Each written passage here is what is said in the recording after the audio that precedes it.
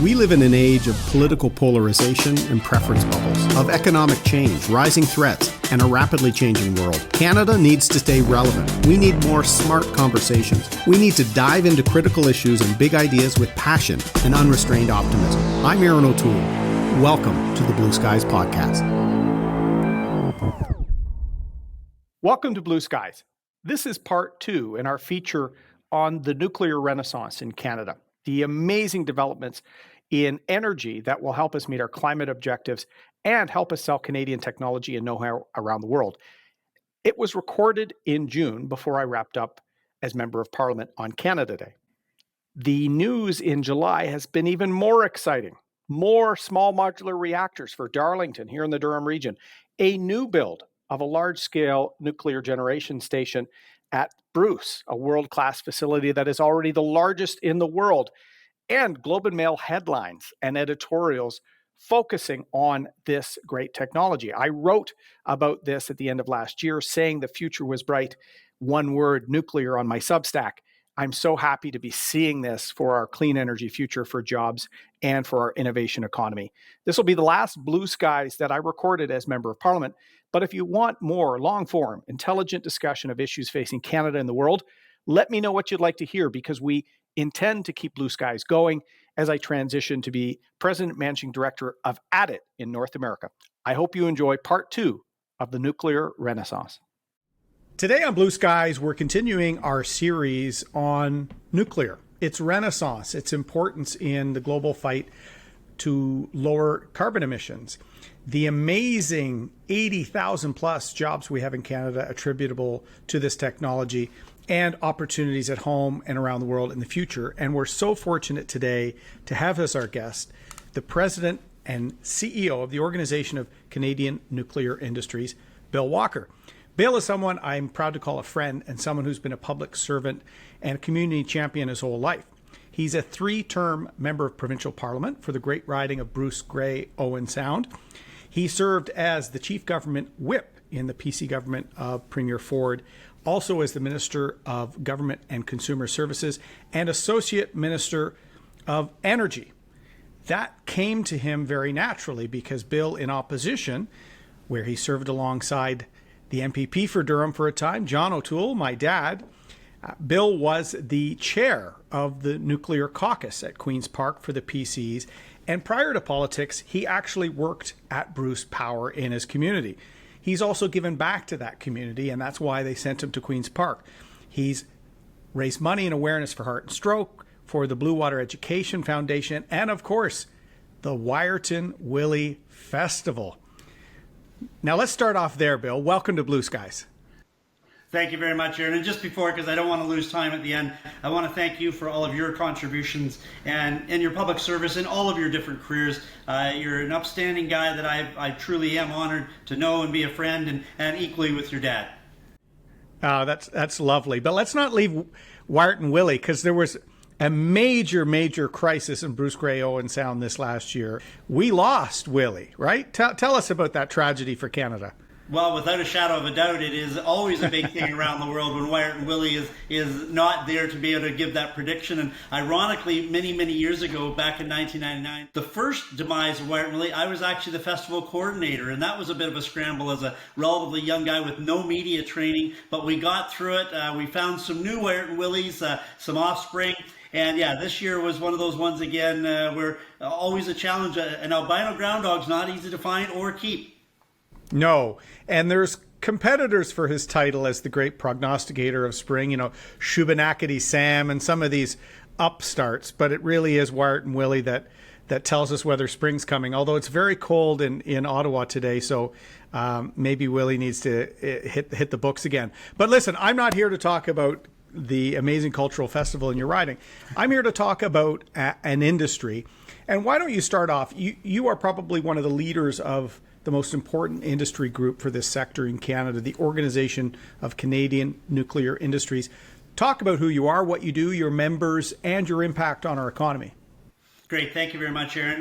Yes, we have about 230 members across Canada. The bulk of them are in Ontario, but we are out in the East Coast, and we're looking actually in Saskatchewan and Alberta in regard to the SMRs. So 230 members strong, from the very small two-person shop, whether it would be an engineer or whatever the specific areas are, right up to the big companies that are there. And then we also have the utilities that aren't necessarily partners, but they are very engaged in our sector, and obviously many of our members serve them directly and indirectly. So, we do a lot of things. We do supplier days, so we'll go to Darlington and Pickering, CNL, the Canadian National Laboratory, Nuclear Laboratory, and as well as Bruce Power. We'll engage and allow our members to be right on site talking to the people that actually work in those facilities and utilities. So those are really well received. I look at us as kind of a network broker. If someone's looking to get into nuclear, how do I connect? We'll help you do that. If you're already existing but you want new markets, we'll help to do that. And we also do trade missions internationally, typically about 5 a year, and also host other countries coming into Canada to say, how do you do this technology so well? How are you champions of nuclear? So those are kind of the predominant areas of what we do, but we'll serve in any capacity. I was just out in New Brunswick, actually, in Atlantic Canada this past week at the Canadian Nuclear Conference. And again, linking people, linking the ability, and there's such an upswing. The re-energization of nuclear is so exciting right now. So I took lots of people and connected the dots to various components, and that's really how I look at what we do. We are going to play an integral role going forward to make sure we can put all the nuclear in place that's needed to achieve our net zero targets. Yeah, no, well, listen, we're going to talk a bit about that sort of energy, pardon the pun, that renaissance we're in right now. But I want people to know the impact. I talked about 80,000 jobs attributable to the technology and the services in Canada. We're talking jobs that are highly skilled, technical, well-paying jobs. What's the economic footprint of this sector and your members on the Canadian economy? Do you have a ballpark on that? Yeah, I don't have the exact number. It's billions here. And again, just in your region of Durham, we had an Invest Durham and had a number of the companies in and the municipalities that are impacted. And to your point, it really is a huge economic engine for our country, certainly for our province, but really for our country as well. And with the advent of more nuclear coming in Atlantic Canada, certainly possibly in Western Canada, it's going to continue to grow. And those jobs, as you say, very well paid. Very innovative. One thing that we're really trying to do is re-promote, frankly, to the people looking at their career sectors and say nuclear is a thriving industry to join, and there's going to be a long runway to be able to have a well-paying, sustainable, and satisfactory career. So huge impacts. It is, and you've been in the role just about almost a year. I remember when it was announced last year, I was so happy because you were a natural fit, having worked in the sector, having been such a strong advocate in your public service. But talk a little bit about the heritage, because when I started the Federal Nuclear Caucus years ago and started working with OCNI, the C was not Canada, it was CANDU. It was the organization of CANDU industries in Canada. Talk about that heritage and really the role CANDU technology played in creating our industry, creating your organization. I know you're technology agnostic now, but that can-do heritage we have as a country, really the second country to have controlled, peaceful use of nuclear fission, it really is incredible. So can you talk for a moment about that can-do legacy?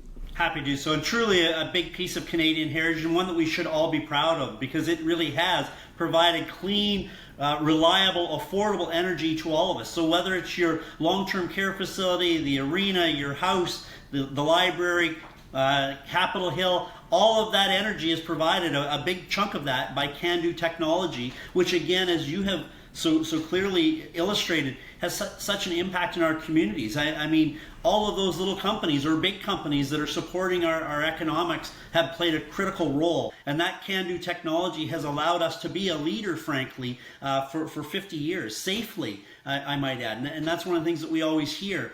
It also now has, there's a rebirth from the revitalization. So Bruce Power is refurbishing their units. Darlington is refurbishing and extending the life of. So an existing asset that you can actually go in and retool to give it another life extension. Very cost effective, very economical, and very safe. So, in a time now where we're looking at more energy, and every day we're plugging more things in, our phones and everything else, the decarbonization report that came out in December that was released by IESO is saying we're going to need to double our nuclear footprint to be able to achieve our net zero goals of 2050.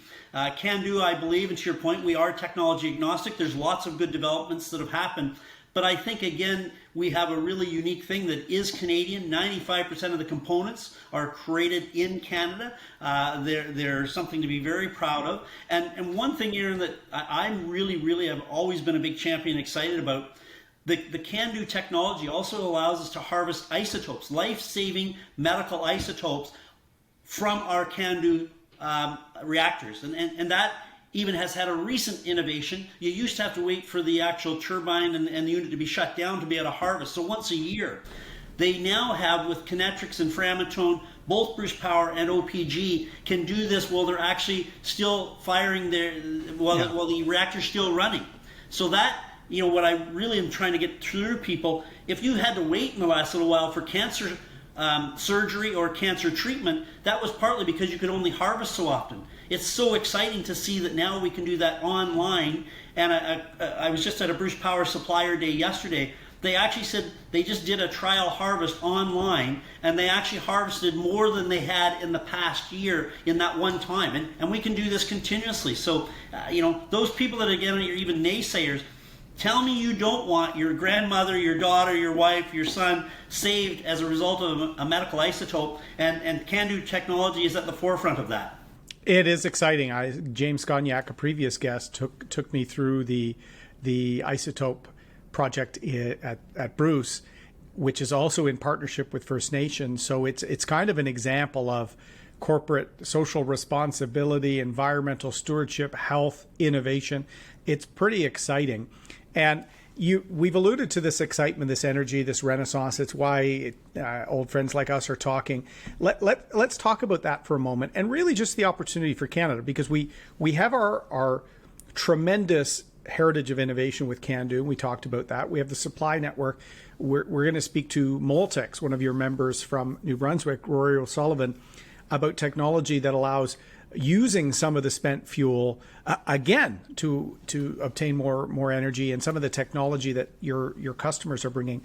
But Canada is also a world leader in uranium, in the fuel here, and Cameco and their recent deal with Brookfield, and Cameco's ability to step in and help the situation in Ukraine to give a democratic, reliable supply of uranium. Talk about the total offering that Canada has, because I think we're really the only country in the world that has developed intellectual property, has several generations of experience through our workers of generating large-scale electricity for the grid.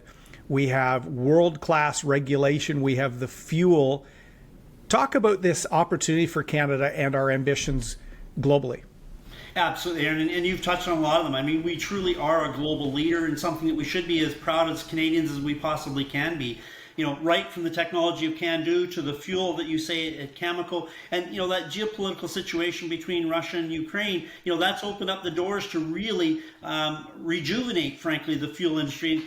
For many years, I'm told Russia kind of had a big part of that market, and Cameco was certainly a thriving company and doing well, but they really didn't know how they could proceed and expand to the degree they are. Bruce Power just signed a 40-year fuel agreement with them, which again shows that runway that I spoke of earlier is there, that this is real, this is going to happen, and that gives confidence to many of our other member companies to join in and say, if they're going to sign those type of agreements, we can now move forward without as much trepidation as we had in the past. So between the technology, the ability, and the fuel source, we really are the world leader. And now, as you referenced, we've got Moltex and ARC in Eastern Canada looking at some very innovative ways to do the small modular reactor. Of course, OPG in Ontario has signed on to purchase and actually build the very first small modular reactor, a GE Hitachi BWXR 300. That is going to be replicated potentially in the West. They're looking at some in Saskatchewan. And again, I think once we get one of them landed, once this one in Darlington is landed, that's going to take off. Westinghouse again is coming along with their version. So there's a multitude of different versions that are out there. And then I think you're going to see again, with that requirement of more nuclear, you're going to see more large new nuclear builds coming along the pipeline as well. So it really just puts us in good stead across all those different areas. And the innovation sector, I think, again, to be able to look at Bruce Power's ability to actually increase what they can put out in megawatts is significantly. They're gearing to get to 7,000 megawatts because of technology and innovation and the very talented people right across the spectrum of nuclear, from the engineering side to the planning. I'm just so excited about what's sitting in front of us. Sky's the limit, really. I am too. That now that we even have the odd Liberal MP showing some support for the sector. I've said this many times, I'm not going to belabor it, but I was shocked that when they came back from the Paris conference and Minister McKenna and the Prime Minister never spoke about the importance of this sector in our long-term electricity plans in a lower carbon future. Like, there's no way we meet our original 30% Paris targets but for investment in nuclear. Add on that the EV standard and all the demands on our grid. Unless we're going to start firing up coal like they're doing in Germany, we've got to make sure we invest. So it's been great to see really on the center left some of the public mood change.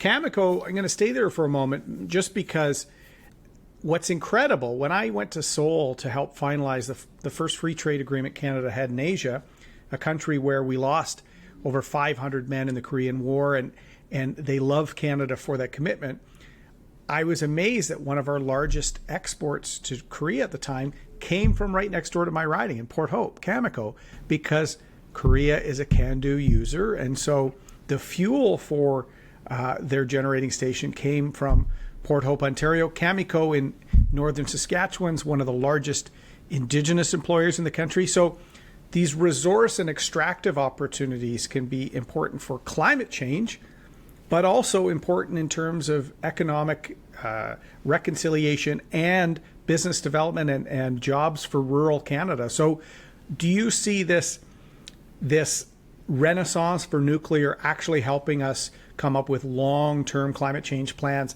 that wide swaths of the public agree on? Absolutely, and I think your first comment said it all. I mean, the federal Liberal government has moved significantly in the last budget, and actually, I think recognizing, frankly, to achieve their own goals. Their Minister O'Regan said, you can't achieve this without nuclear. So right from the inside of their camp, and they came, and I think this just bodes well. I toured into Europe last year with Minister Smith from the Ontario government, Minister of Energy, and again, Poland alone, what they're looking at doing and what they need, and that energy security to be able to, frankly, phase out of coal in countries like Poland, and the natural, realistic replacement is going to be nuclear, I believe. And that gives them, again, security. It gives them good paying jobs. It gives them reliable, safe energy, which is great for the environment. So yeah, I see that this bodes very well. We have reactors, as you mentioned, in Korea. We have them in Romania. And again, not only the refurbishment of there, but again, potential for new build in those countries. A couple of months ago, I was at OPG with an Australian delegation actually there asking, it was actually the opposition government of Australia, looking and exploring, again, opportunities for potentially some nuclear in those countries. And I really noted when we went to Europe with Minister Smith, how many countries, Estonia has signed on wanting to get into the nuclear field, Poland, Czech Republic, and I think this is just the start. Once people, again, really lock into, kind of like the federal Liberals, that if we're really going to do this, people that used to be stalwart people against nuclear are saying we came to the realization this is the only way that we truly environmentally get there. And there's all those other benefits that you and I have talked about, the economics, the healthcare, the good paying jobs, and that sustainability for our small communities or large communities, frankly. But a lot of our businesses are in small rural communities that they are the lifeblood of that community. 100%. And I think the more people know how critical any modern climate change plan is to include nuclear, the left and some of the voices can no longer ignore the reality. Now that we're getting closer to 2030, Mr. Trudeau keeps increasing his carbon tax and other things, but not making the targets. So finally, Seamus O'Regan, to his credit, and a few other Liberals have spoken up, and I think the mood is changing because they're staring reality in their face. So we've talked about the climate change aspect, the reliability, the cost advantage over the long term, the great jobs, the trade opportunities. Let's talk about SMRs and micromodular and this new excitement. Certainly, I'm very proud of Darlington and, as you said, the new SMR going in there. But what do these smaller generating units provide in terms of flexibility? You know, we think of we think of Darlington as the sort of base load generators for a G7 country and Southern Ontario, the sort of economic lifeblood of a lot of the country. What do these new forms of the technology give us options on, and do they eliminate some of the concern about cost or complexity, these sorts of things? Yeah, and I think the whole intent of those, Erin, again, that modular aspect. So many of them, again, can be built, components can be built off-site, and then you ship them, you deliver them to site. You can actually build them quicker. One of the big concerns for many years, of course, was the cost and on-time, on-budget delivery. These innovations and new ways of building are going to allow that. I think the components, they've been able to, again, scientifically and truly with engineering, go in and say we can take some of those components that you need in the much larger, for all kinds of different reasons. You don't need them in the same manner, so you can build them in a smaller capacity. Some of those components, they're actually equally safe or safer in some aspects because they, again, keep enhancing the ability with innovation.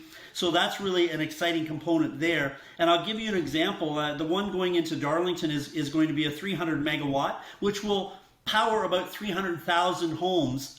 So again, if you look at various places, you don't necessarily need 1,200 megawatts in one place. They are scalable. So in Darlington's particular case, they have license and capability to take 4 of them and basically connect them together.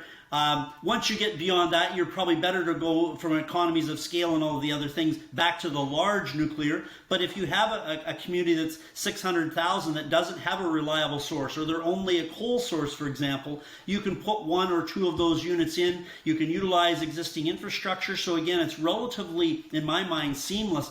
And that's really what we were talking about in Poland, is they really want to take their coal offline and get rid of using it. So you can place one of those 300 megawatt SMRs into a community there. Again, gives them their security, energy security. They're displacing what they're having now with an even cleaner, better technology, reliable technology, and the jobs that go with it. And I think that's going to continue to foster innovation. And again, our Canadian companies are leaders across the board.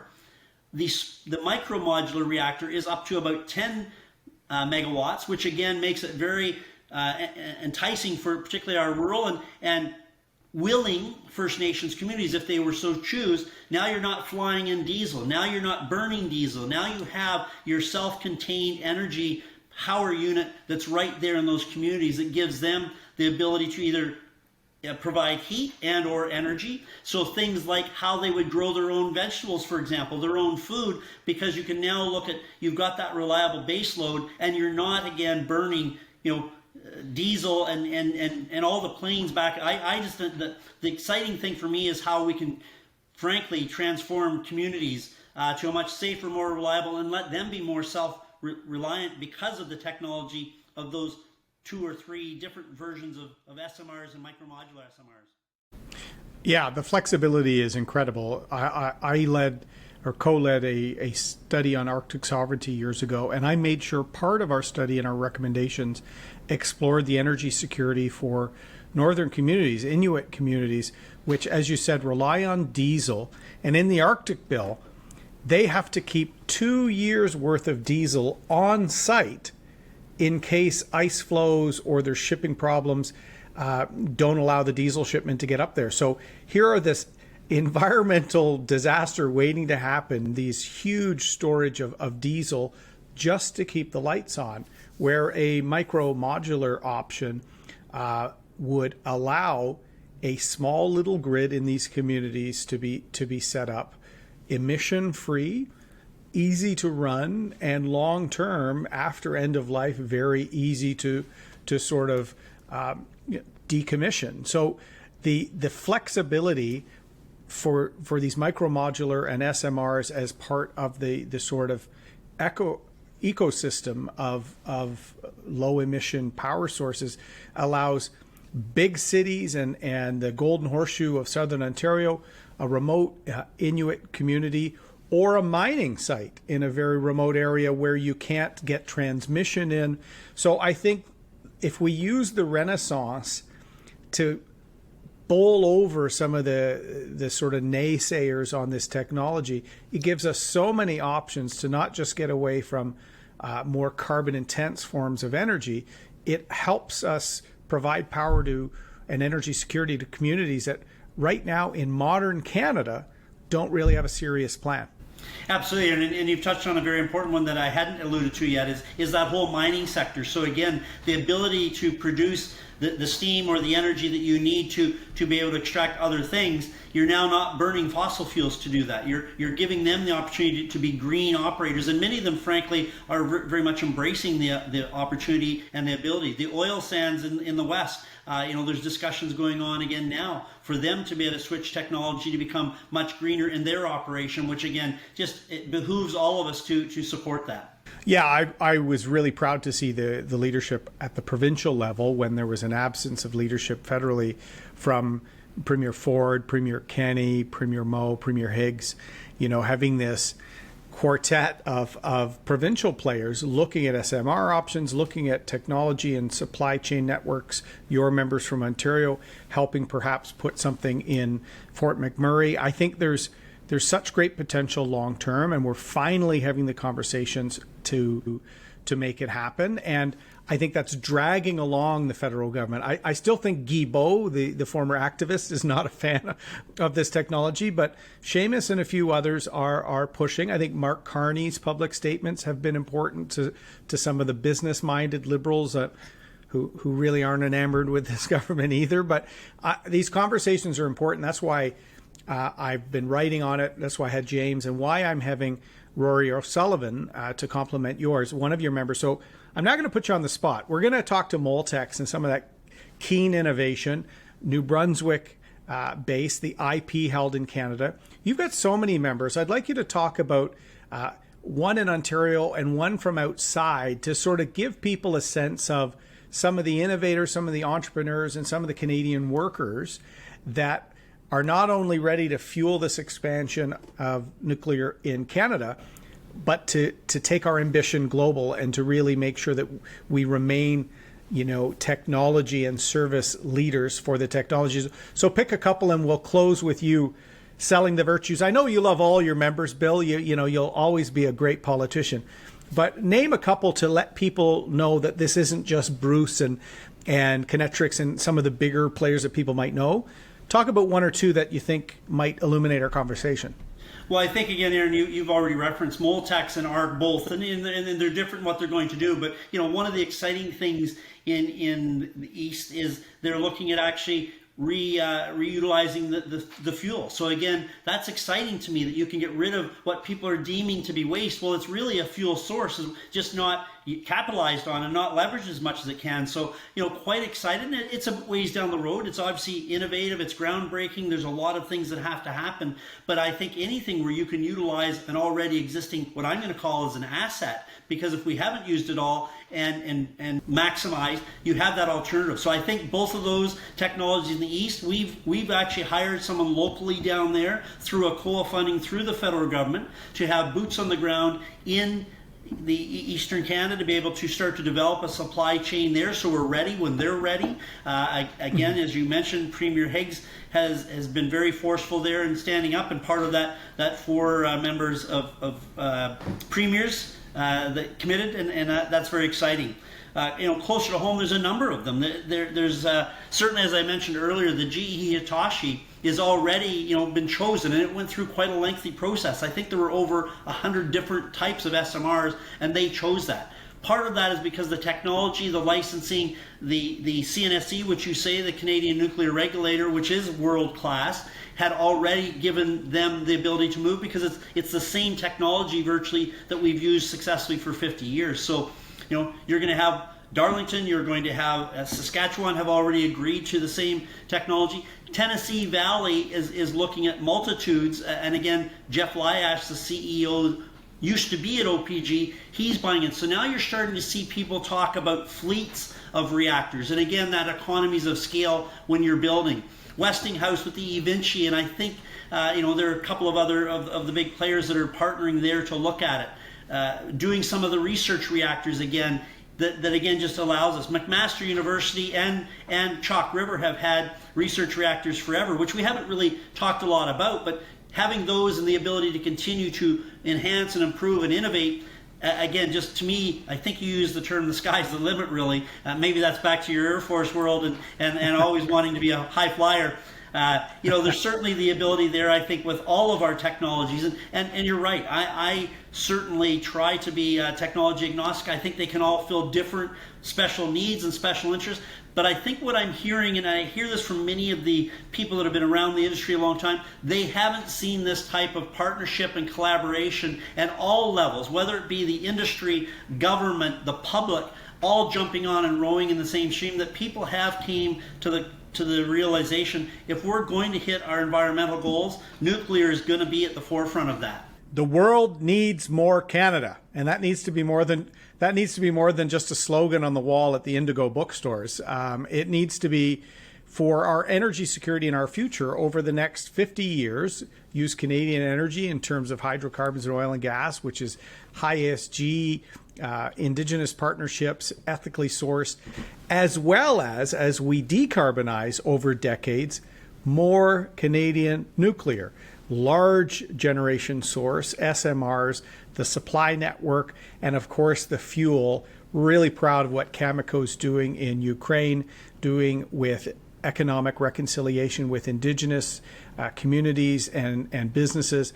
The sky is the limit, and it's an exciting time for you to lead this organization in Canada, Bill. But I'm going to end with an important personal question.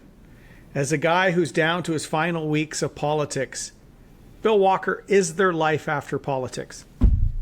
Erin O'Toole, for you, there's always life, because you're a stellar leader. You're going to have skills that anybody should welcome. Your integrity, your commitment to Canada, and the service that you provide, again, in your military career and in your political career and your community career, frankly. So there's lots of life. I'm excited to see what the next chapter writes for Erin, and I want to have that little visit with you and Johnny O'Toole to talk about that, and anything I can do to support a guy like you, I'm always in your corner.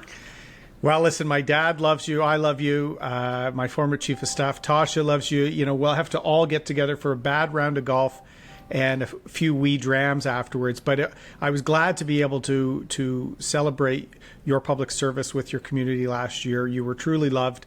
And to have you be able to champion so many of the workers that you once represented as constituents now as part of this sector.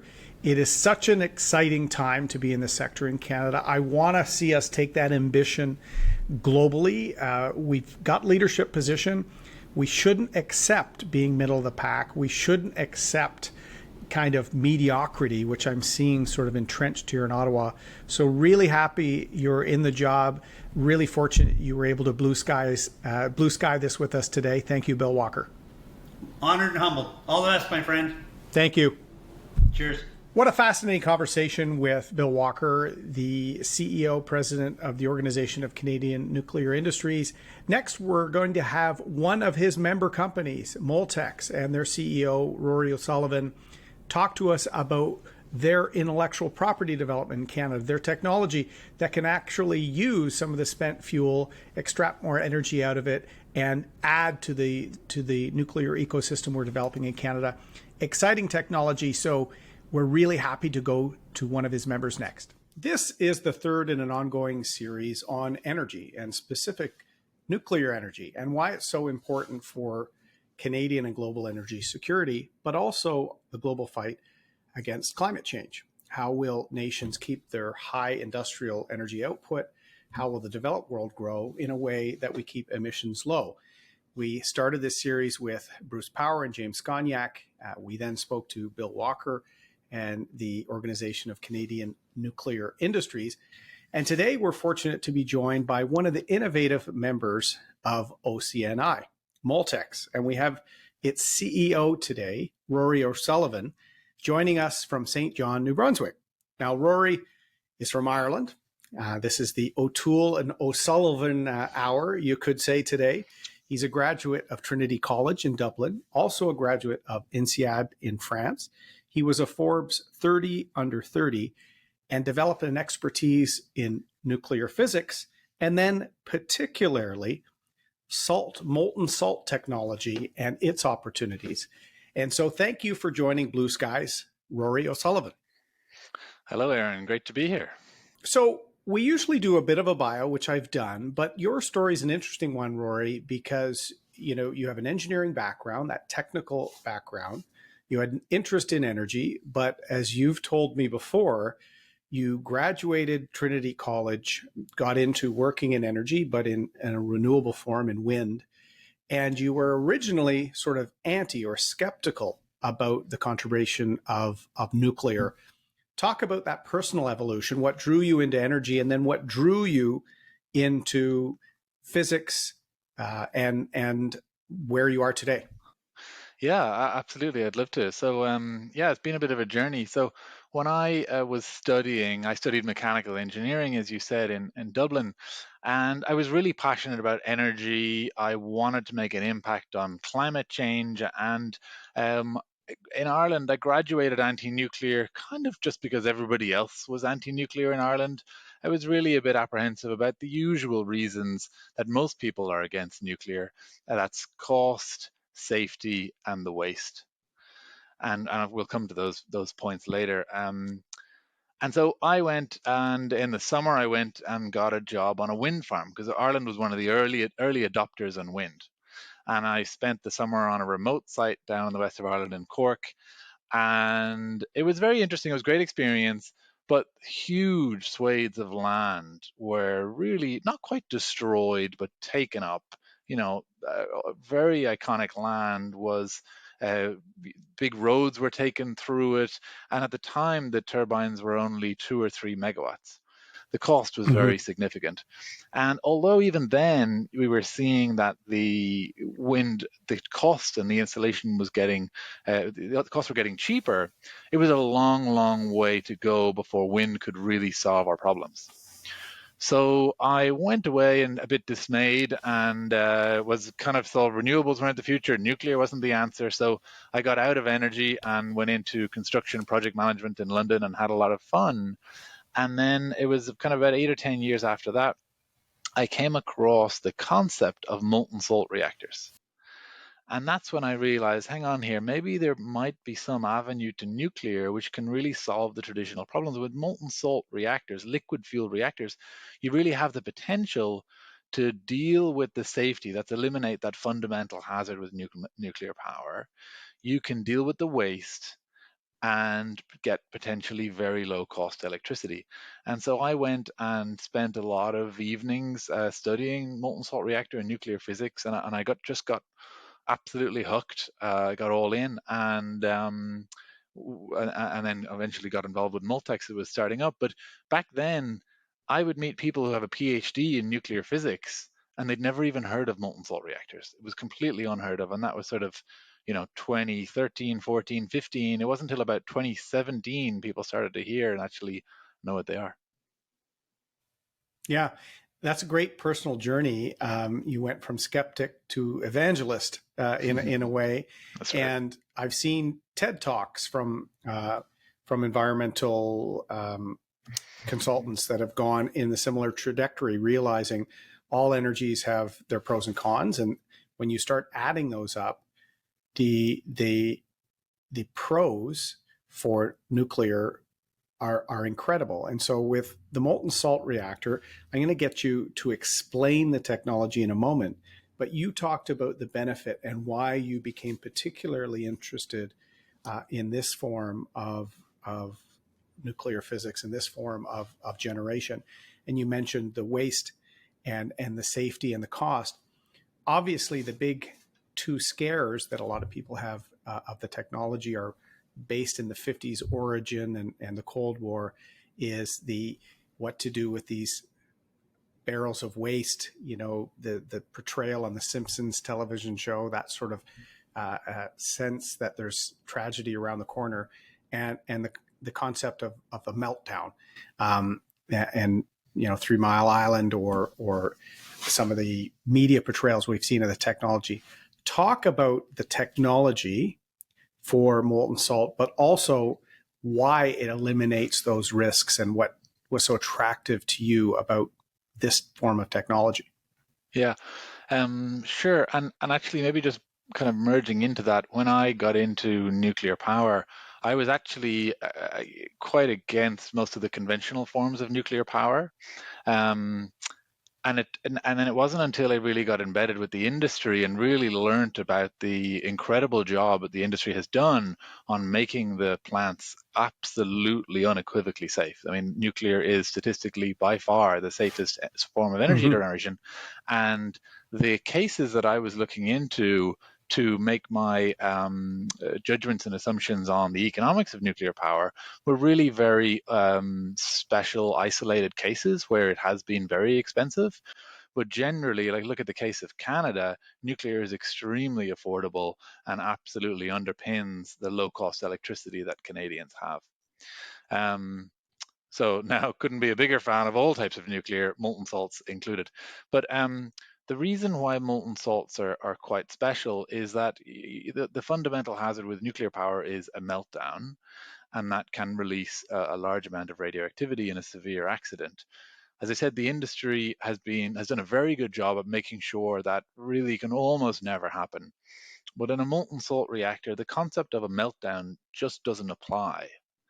You don't have the hazard of that large kind of explosion of radioactive gas. So that instantly makes them inherently more safe. And so that can simplify your plants. Of course, there's safety features, and we have to make sure it absolutely is safe to the same standards. But it starts off with a simpler hazard to contain. And so in our case, most reactors have pellets, small pellets about the size of your fingernail, in pins. So in the US, typically they're in long vertical pins, a few meters long. In Canada, they're in horizontal pins about a foot long in a can-do bundle. Well, what we have is the long vertical pins, but instead of the solid pellets of uranium, we have a liquid fuel salt. So it's the same fissile material, all the physics is the same, the nuclear reaction is the same, but it's in a different chemical form, which is in a liquid, and it's actually a salt. So if you take a regular table salt and heat it up to about 400 degrees Celsius, it'll turn into a liquid, and that's what we do. So we mix the nuclear material in with pretty much regular salt, so like table salt, and that becomes our fuel. So we have hazards that we're trying to maintain to make sure don't happen, but fundamentally, yeah, you've eliminated that risk of a meltdown. The second benefit, coming back to your way, sorry, is no, go ahead. In this liquid fuel salt, one of the secondary benefits is we can have huge levels of impurities in this liquid fuel salt. And so with conventional fuel, you need extremely high purities and very high tolerances to make sure the fuel pellet is absolutely safe and stable to withstand huge pressures and different accident conditions. Well, we don't have those requirements. So what it means is we can now take existing nuclear waste, recycle it along with all the various radioactive elements that are included, that put them all into our fuel, that liquid fuel salt, and our reactor can use that as energy. In the process of it using that waste as energy, we're essentially eliminating the long-lived transuranics. That's all the artificial elements above uranium on the periodic table. We can convert them into energy, and they're literally eliminated, destroyed as they are produced. So you're taking transuranic elements that are radioactive for about 300,000 years. When we have used them in the reactor, converted them to energy, Einstein's equation, E equals mc squared, you're literally turning matter into energy, you get left with shorter lived fission products. So things like lead and more normal elements, but that have a shorter activity, typically 100, 200 years. And so that's the big model. That's what we're trying to do. We're trying to reduce the amount of waste that we're leaving to future generations and getting a fuel source while we're at it. So with the molten salt, you can kind of repurpose the waste. And so it would be the most efficient means of using fissionable materials. Would that be fair to say, one of the big draws of the technology? Yeah, absolutely. Yeah, and we're really the only small modular reactor company now looking at recycling spent fuel. We think it's it's the Achilles, has always been the Achilles heel of the industry. So we want to address that first and really enable the rest of the industry to excel. Now, I want to emphasize.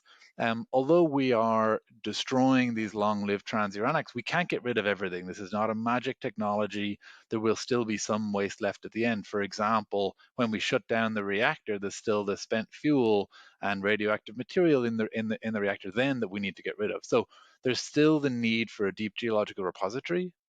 We're just trying to make their lives easier by making it smaller, more cost-effective, and safer, and just reducing that hazard for future generations.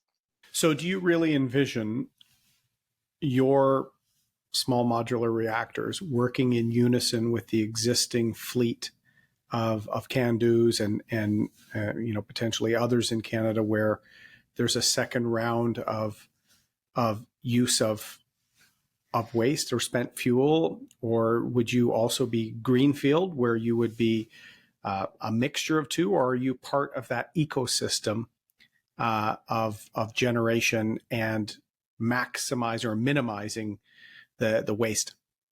Yeah, we see ourselves as the nuclear enablers, I suppose.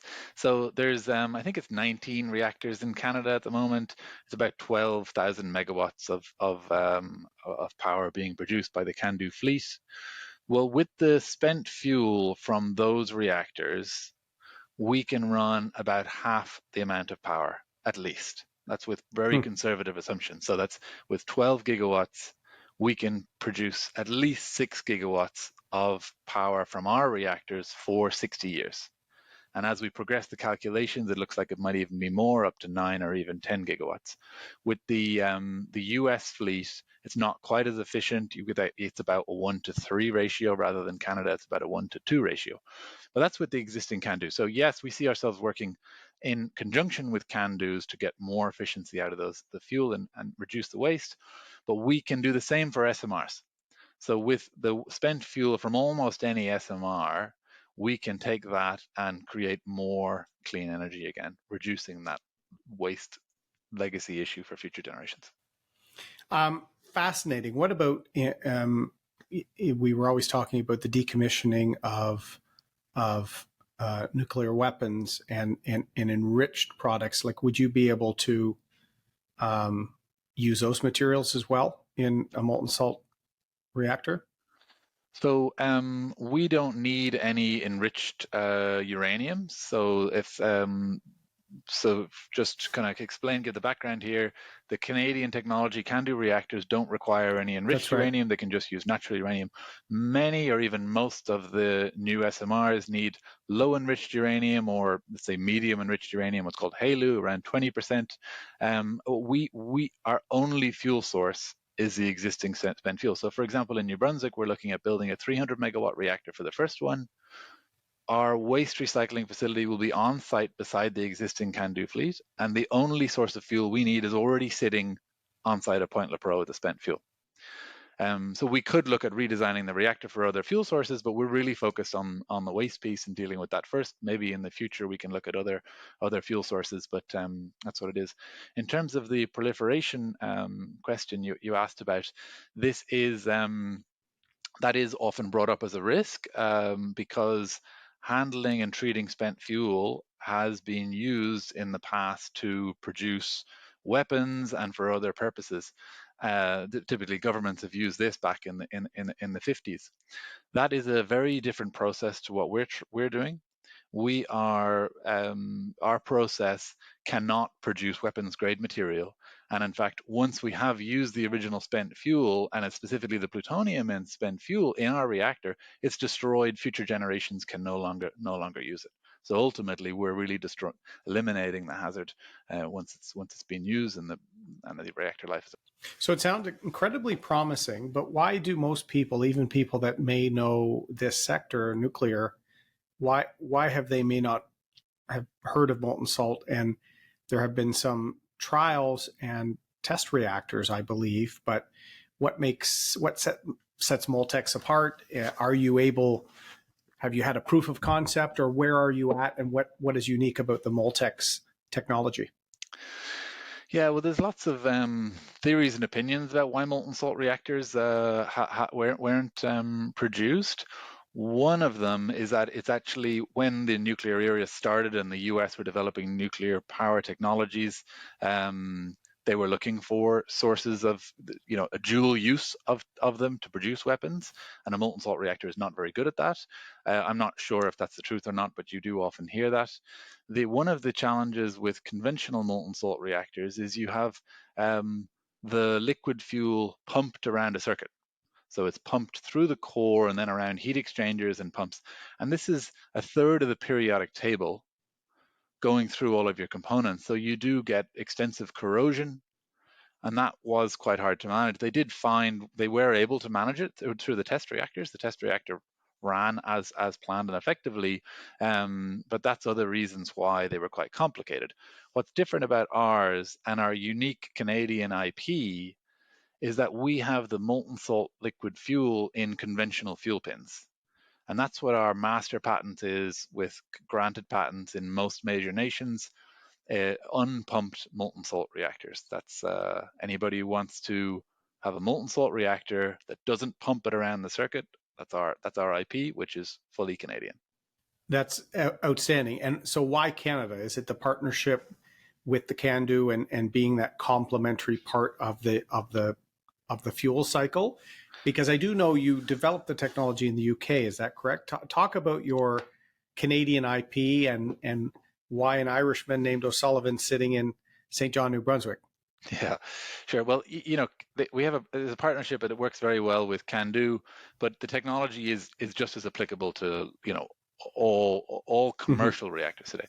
And I said most SMRs. So yeah, the technology was invented in the UK. The inventor is Ian Scott, prolific inventor. He has, I think now it's up to about 800 patents to his name. And I came and joined him, sort of when he was coming in his basement, essentially, and we took it together as a company. And this is around 2015, we looked at all the different countries where it would be best to deploy this innovative technology. And we had ranking criteria on how fast could it be deployed, where has the best, most credible regulatory environment. And Canada came out on top. And the reasons Canada came out on top were it has stable, supportive nuclear policy. So there's a credible nuclear supply chain, there's a nuclear history, there's got all the fundamentals to be able to develop new technology.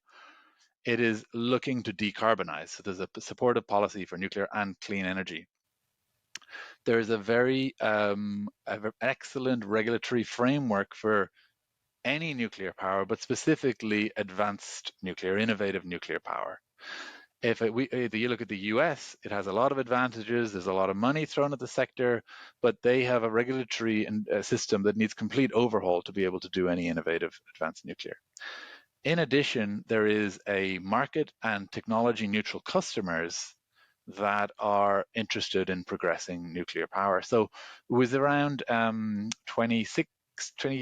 2017, we started working, talking to the CNSC. And it was in 2018 when New Brunswick Power, the first utility in the West to start looking at SMRs, that picked us and ARC. And it was at the same time we were looking at moving to Canada and setting up operations there. So it was just a really good fit. We moved and set up our operations in New Brunswick, transferred all of our IP here, and now all of our IP and our headquarters in St. John, New Brunswick. So exports of this technology will be from New Brunswick in Canada. And we have, as far as I know, well, I think the only technology, but we have no requirements or restrictions from other governments, no requirements to manufacture any components from other governments. This is entirely a Canadian export. Fascinating. A great story, actually. And so you have the strategic partnership with New Brunswick Power. Engineering giant SNC-Lavalin is a partner and has an equity stake in the business.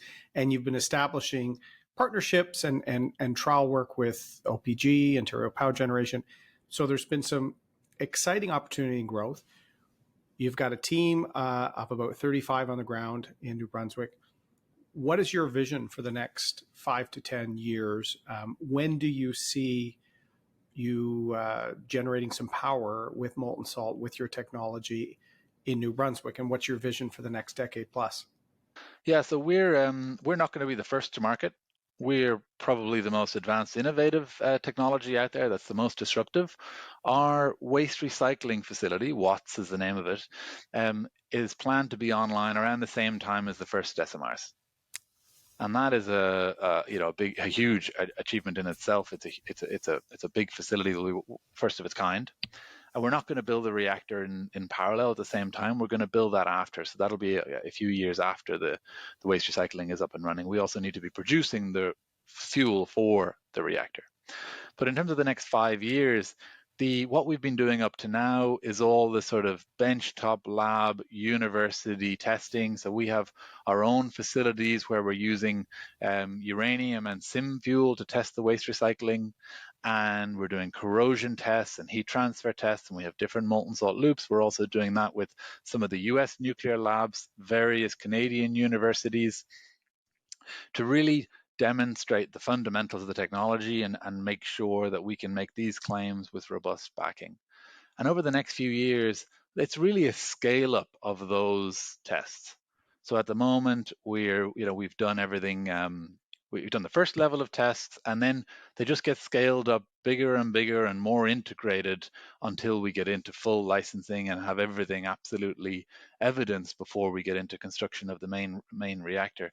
This is the right thing to do anyway, but nuclear is so heavily regulated. You have to have absolutely everything tested and demonstrated before you can even contemplate building a reactor. And so there's a lot of big test loops and test facilities we need to do. That's where all the work is. The hardest part to date hasn't been the technology, it's been getting the really effective, brilliant team in place. Mm-hmm. There's a shortage of really high skilled people, and that I think will be their biggest challenge over the next 5 years is building the team to be able to do this. So that's one of the reasons we have the partnership with SNC-Lavalin, is to help us expand the team faster, and they've been a great asset to date. And once you scale up in Canada, there's the opportunity to take this global and to have this technology complement, as you said, other fleets. In terms of decarbonization, energy from waste in many ways. You see a lot of other export opportunities down the road? We do, and this will be a collaboration across Canada, the US, and the UK. So we have a team in the UK. Some of our lab work is happening in the UK. We have people across the US, particularly in the labs. So it really will be a collaboration across the three, but led by Canada, of course. In terms of export, we are very much focused on the waste owners. So utilities around the world that have a spent fuel issue, they're the ones who are interested. So, the ones that have the longest nuclear power history, the US has 25% of global spent fuel stockpiles. So obviously the first country we want to be going into after Canada. The UK has a lot of spent fuel. France, Ukraine, I think is sixth highest.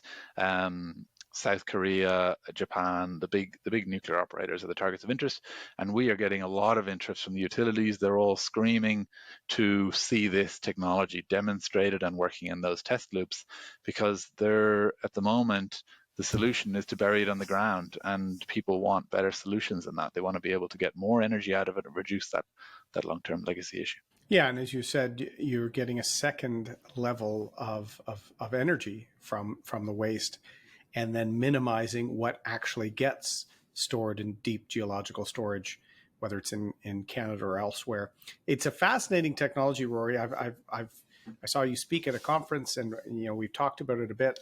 I wanted to highlight one of the innovators from OCNI to remind people that I spoke about this industry years ago in the House of Commons. There's over 70,000 high-tech, well-paid jobs in Canada that have export markets in all of CANDU countries around the world, and it's growing. And I've asked each of my guests, there's a bit of a nuclear renaissance right now, whereas a few years ago, like you were at a Trinity College, a lot of skeptical people, the technology had kind of, particularly after Fukushima and some of the misguided political decisions in Germany, for example, it was going through a rough period. And now it seems, whether it's Cameco's great work here in Canada, just general acceptance. I haven't seen it, but Oliver Stone has a new positive movie on the sector. As a leader in this sector, what do you think about this renaissance? And do you think that it will mean more public investment, more public embrace of this technology as a critical part of our climate change and energy plans for the future? I hate to feel like the one who says I told you so, but when I got into this and figured out nuclear power, or whatever that was, 2013 or something, 14, this was obviously coming. I mean, we're going to look back and say, why the hell didn't we do this earlier? If we want to decarbonize, you're on cuckoo land if you think you can do it without nuclear power. Like, the other technologies are just miles off being sufficient for decarbonization. So no matter what your views are on nuclear power, if you want to keep the lights on and decarbonize affordably, you absolutely need nuclear power, and a significant expansion of nuclear power.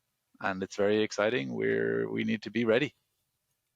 Well, it's funny that you use that time frame, 2013. You're kind of saying this is coming. You have a sense of I told you so.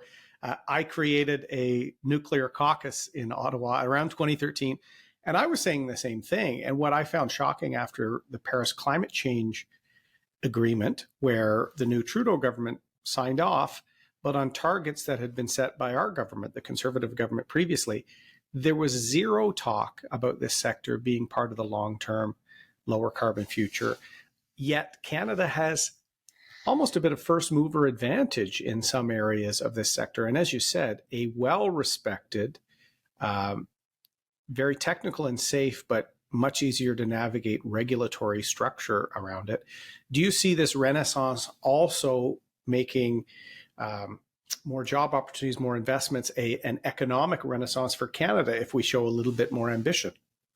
Canada has a probably 3-year lead on other countries in this sector, maybe even more. When I'm down at US conferences, the US knows that it's behind and it's got to catch up, and the US is throwing a lot of money at the sector to be able to catch up, but there's a lot of work to do. So Canada really needs to embrace that lead, and the economic opportunity, if Canada really does take a leadership stand, is absolutely staggering. But it needs to be able to, the big opportunity is really the manufacturing opportunity to export the components. We're really we're the technology owner, we're the technology, the designer, we're a very small piece of the puzzle overall. So we're like in a regular construction job in your house, we're the architect, but all of the economic development of a house project is all in the construction, making the all the different components. And if Canada can do it right, it can manufacture these and sell the components around the world. And it really is the green transition that will be huge if we do it right. But it's all to be lost as well. Canada has an advantage in something. Rory, we're making news here on Blue Skies. You know, we had an advantage in mining and mining finance and exploration that we kind of squandered. Now we're kind of waking up to critical minerals, and it took President Biden to come to Canada to sort of shake us out of our complacency on critical minerals. I agree. I think we have to seize this competitive advantage, and I will give credit. You know, the Liberal government finally started talking about nuclear with Seamus O'Regan, and an MP, Cody Blois, started talking about it.